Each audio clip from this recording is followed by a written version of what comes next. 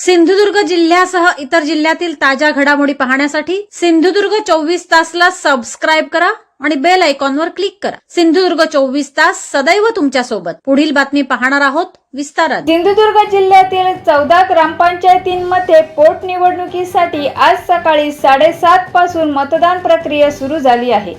यामध्ये कणकवली तालुक्यातील घोणसरी, मालवणमधील सुकळवाड चौके, कुडाळमधील कालेली, सावंतवाडीमधील माझगाव या ग्रामपंचायतीमध्ये सरपंच पदासाठी निवडणूक होत आहे।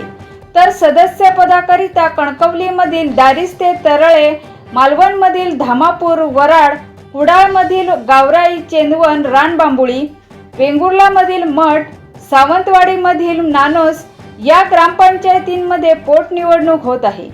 एकूण 14 ग्रामपंचायतीमध्ये 14,210 मतदार मतदानाचा हक्क बजावित आहेत। सिंधुदुर्ग जिल्ह्यासह इतर जिल्ह्यातील ताज्या घडामोडी पाहण्यासाठी सिंधुदुर्ग 24 तासला सबस्क्राइब करा आणि बेल आयकॉनवर क्लिक करा। सिंधुदुर्ग 24 तास सदैव तुमच्या सोबत।